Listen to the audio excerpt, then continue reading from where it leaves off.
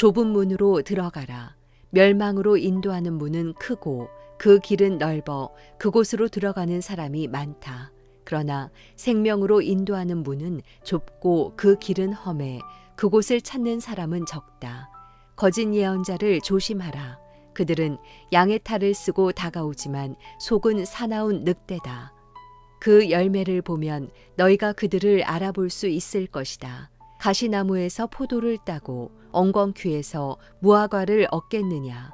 이처럼 좋은 나무는 좋은 열매를 맺고 나쁜 나무는 나쁜 열매를 맺는다. 좋은 나무가 나쁜 열매를 맺을 수 없고 나쁜 나무가 좋은 열매를 맺을 수 없다. 좋은 열매를 맺지 않는 나무는 모두 찍어 불에 던진다.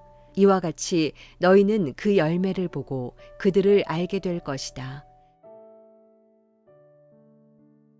목요일 아침 기도회를 시작하겠습니다. 오늘도 우리가 하나님 말씀 붙들고 또 오늘 하루를 우리가 소망하며 기도할 때 하나님께서 우리의 마음을 강건케 하시고 또 어떤 때든지 어디서든지 하나님의 자녀로서 행동할 수 있도록 그렇게 도우실 줄로 믿습니다.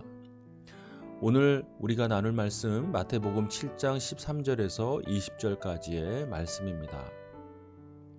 오늘 말씀 가운데는 하나님께서 그의 자녀들 백성들에게 한 가지 삶에 대한 태도를 요구하십니다. 그것은 바로 그리스도인들은 좁은 문으로 들어가야 한다라고 말씀하십니다. 좁은 문이라는 것은 어떤 문입니까? 어떤 모습입니까?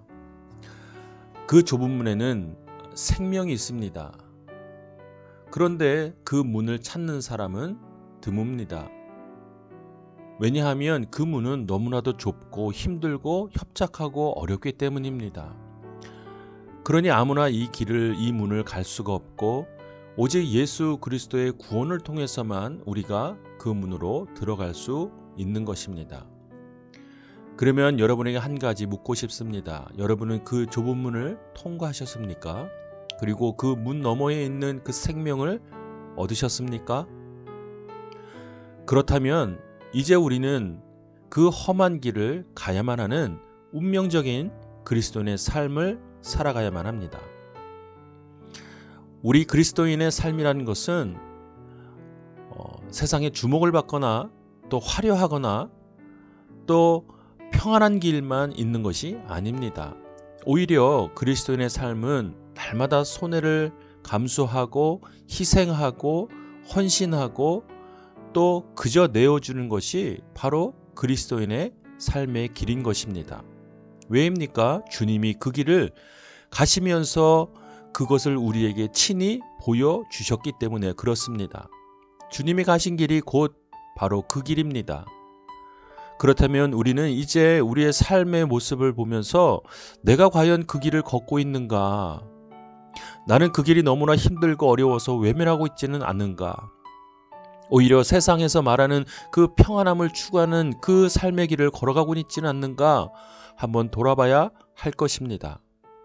자, 그리고 여기서 우리는 한 가지 오해를 풀어야만 합니다. 험한 길이라는 것은 세상에서 여러분 속된 표현으로 궁상맞게 초라하게 그런 삶을 이야기하는 것이 아닙니다. 예수의 정신, 예수의 가르침으로 세상의 가치에 우리가 저항하여서 그러니 세상의 진리를 우리가 따르지 않고 예수님의 가치를 세워가는 일로 인하여 겪게 되는 그 험난한 일들, 여정들 그것을 말하는 것입니다. 그런데 우리는 그것을 결정하고 행동하는 것이 어렵지요. 특별히 삶에 있는 실제적인 상황들 때문에 그 길을 막상 가려니 너무나도 힘들게 되는 것입니다. 자, 여러분 무엇이 먼저이겠습니까? 먼저는 우리가 예수님의 정신과 가르침을 따라 그 길을 가겠습니다 라고 하는 믿음의 결단과 반응이 중요합니다.